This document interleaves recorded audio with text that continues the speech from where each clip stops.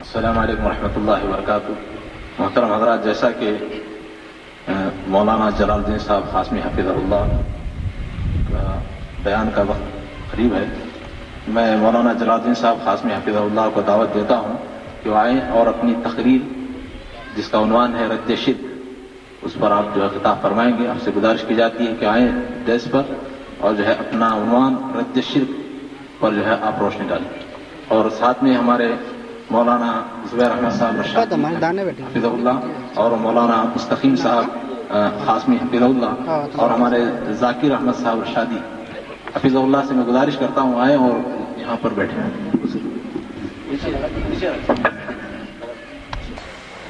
نحمده ونستعينه ونستغفره ونعوذ بالله من شرور أنفسنا ومن سيئات أعمالنا، من يهده الله فلا مضل له ومن يضلله فلا هادي له، وأشهد أن لا إله إلا الله وحده لا شريك له، وأشهد أن محمدا عبده ورسوله، أما بعد فإن خير الحديث كتاب الله وخير الهدي هدي محمد صلى الله عليه وسلم، وشر الأمور محدثاتها وكل محدثة بدعة وكل بدعة ضلالة وكل ضلالة في النار۔ أعوذ بالله من الشيطان الرجيم، بسم الله الرحمن الرحيم۔ هؤلاء قوم اتخذوا من دونه آلهة لولا يأتون عليهم بسلطان بين۔ معزز علماء کرام، محترم بزرگوں، نوجوان بھائیوں، پیارے بچوں، پردہ نشین ماؤں اور بہنوں، خطبہ مسنونہ کے بعد پڑھی گئی آیت کریمہ کا ابتدائی ٹکڑا ترجمہ اس کا ذہن نشین کر لیں۔ یہ ہماری قوم ہے، ہؤلاء قومنا، یہ ہماری قوم ہے جس قوم نے اللہ کے علاوہ بہت سارے معبود بنا لیے ہیں۔ یہ اپنے اس موقف کے اوپر کوئی سلطان بین کیوں نہیں لا رہے؟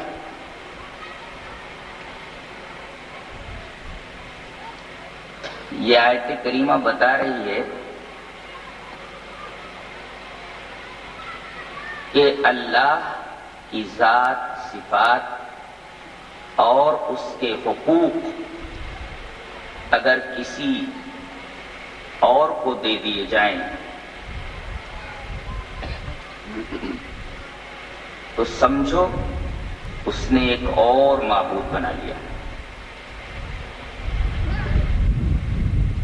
وہ حقوق کسی اور کو دے دیے، اللہ کے ساتھ ایک دوسرا معبود بنا لیا گیا۔ اس طرح حقوق دیتے جائیے، معبودوں کی تعداد بڑھتی جائے گی۔ اسی الہ کی جمع آیت کریمہ میں آلہہ موجود ہے۔ اور دوسری بات یہ معلوم ہوئی کہ شرک کے اوپر، یعنی اللہ کے علاوہ کسی کو الہ بنا لینا، اس پر کوئی بھی سلطان بین نہیں۔ علماء بیٹھے ہیں، جی چاہتا ہے میں یہاں سلطان کی تفسیر کر دوں اور سلطان کی جو صفت بین ہے اس کا نقطہ بیان کر دوں۔ آیت کا شاید نزول بیان کرنے بڑا مسئلہ ہے۔ تو سلطان کا جو لفظ ہے یہ سین لام توئے کے مادے سے بنا ہے۔ ہم کہتے نہیں فلاں چیز فلاں شخص کے اوپر مسلط ہو گئی، اور کوئی چیز اگر کسی کے اوپر مسلط ہو جائے تو چیز غالب ہو جاتی ہے، اور جس کے اوپر مسلط ہے وہ آدمی مغلوب ہو جاتا ہے۔ اسی سے یہ لفظ سلطان ہے،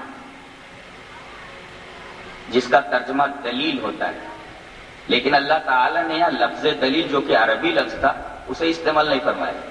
لفظ سلطان جو دلیل کے معنی میں ہے اس لفظ کو یہاں استعمال فرمایا، یعنی دلیلیں تو شرک کی بہت ساری دی جا سکتی ہیں۔ شرک کا موقف صحیح ہے، یہ دلیل ہے۔ شرک کا موقف صحیح ہے، یہ دلیل ہے۔ شرک کا موقف صحیح ہے، یہ دلیل ہے۔ دلیلیں تو بہت دی جا سکتی ہیں، لیکن ایسی دلیل نہیں دی جا سکتی جس سے عقل مغلوب ہو جائے، عقل کی سمجھ میں بات آ جائے کہ ہاں یہ جو دلیل دی گئی ہے بالکل صحیح ہے۔ عقل مغلوب ہو جانا، اور عقل جب مغلوب ہو جاتی ہے تو آدمی لاجواب ہو جاتا ہے، بس جواب نہیں رہتا۔ اور لاجواب ہونے کے لیے ضروری ہے کہ دلیل سلطان ہو، یعنی ذہن و دماغ کے اوپر اس طرح مسلط ہو جائے کہ ذہن مغلوب ہو کر رہ جائے، اور ذہن کی مغلوبیت کی بنا پر آدمی سے کوئی جواب نہ بن پڑے، آدمی لاجواب ہو جائے۔ ایسی دلیل کو عربی میں سلطان کہتے ہیں۔ اچھا، اس کی صفت بین کیوں لائی گئی؟ بین مانے واضح، واضح مینس کلیئر، بلکہ یوں کہہ سکتے ہو بین کا ترجمہ کرتے ہوئے ویری کلیئر، بہت زیادہ واضح۔ دلیل ایسی ہو کہ سننے والے کی عقل مغلوب ہو جائے، جس کے نتیجے میں وہ کوئی جواب نہ دے سکے، لاجواب ہو جائے۔ بین لا کر کے اللہ نے ایک اور نقطہ بتایا ہے کہ بہت بھاری بھاری دلیلیں لوگ پیش کرتے ہیں شرک کے موقف کی صحت پر، کہ شرک صحیح ہے۔ بظاہر بہت بڑی بڑی دلیلیں ہوتی ہیں، بہت بھاری بھاری اور بڑی وزنی دلیلیں ہوتی ہیں، لیکن یہ وزنی دلیلیں کمپلیکیٹڈ ہوتی ہیں، معقد ہوتی ہیں، الجھی ہوئی ہوتی ہیں۔ وہ دلیلیں الجھی ہوئے ہونے کی وجہ سے تھوڑی دیر کے لیے عقل شش و پنج میں مبتلا ہو جاتی ہے اور حیران و سرگرداں ہو جاتی ہے، اور آدمی چپ ہو جاتا ہے۔ اللہ فرماتا ہے ایسی دلیل نہیں چاہیے کہ آدمی کی سمجھ میں نہ آئے، اور سمجھ میں نہ آنے کی وجہ سے آدمی کی عقل پریشان ہو جائے اور آدمی خاموش ہو جائے، نہیں، بلکہ عقل مغلوب ہو جائے، ایسی دلیل ہو اور دلیل بالکل واضح ہو، اس کے اندر کسی بھی قسم کا کمپلیکیشن نہ ہو، کسی قسم کی تعقید نہ ہو، کسی قسم کا الجھاؤ نہ ہو۔ اور ایسی دلیل شرک کے موقف پر اگر ہے تو لولا یاتون علیہم بسلطان بین، ایسی واضح دلیل اور سلطان بین دلیل کے موقف کی صحت پر یہ لوگ کیوں نہیں پیش کرتے؟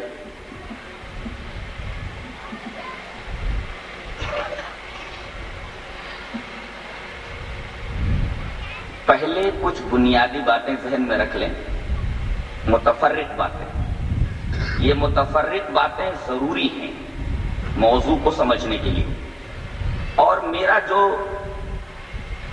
تھیم ہے،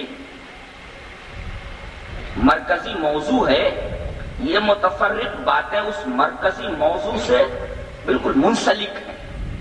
ان کو اگر سمجھ لیا جائے تو میں آگے جو بات کہوں گا اس بات کو سمجھنے میں بڑی آسانی ہو جائے گی۔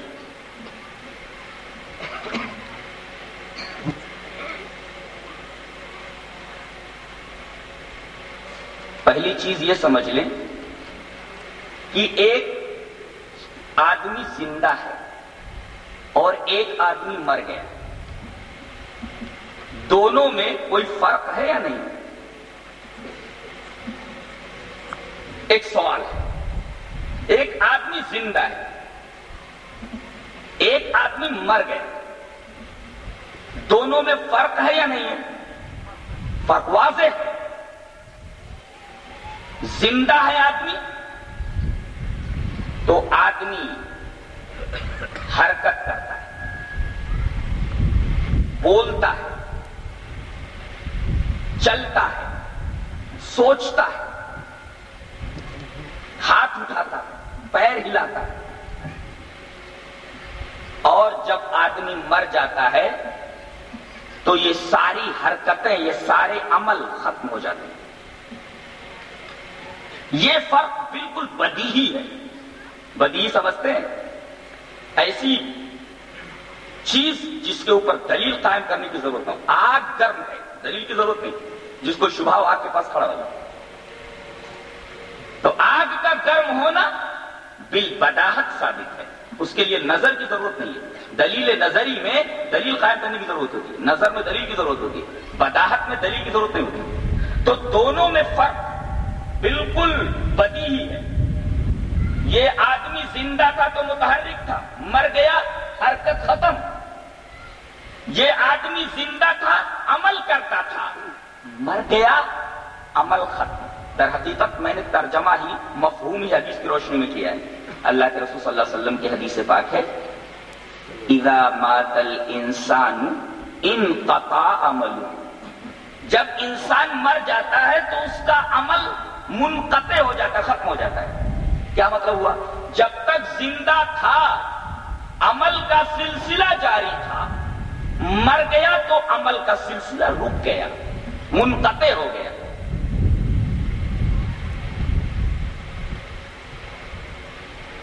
زندہ تھا، دے سکتا تھا، زندہ تھا، لے سکتا تھا، زندہ تھا، نفع پہنچا سکتا تھا، زندہ تھا، نقصان پہنچا سکتا تھا۔ فیما یملک، ایسی چیزوں میں جس کا وہ مالک تھا۔ مر گیا تو اب یہ سارے اعمال نہیں کر سکتا، اس لیے کہ لینا دینا، نفع پہنچانا، نقصان پہنچانا، یہ ساری چیزیں اعمال ہیں، اور جب تک آدمی زندہ رہتا ہے تب تک یہ اعمال جاری رہتے ہیں۔ مر گیا، حدیث پاک میں ہے کہ انقطع عملہ، اعمال کا سلسلہ ختم ہو گیا۔ اب آیت کریمہ دیکھیں،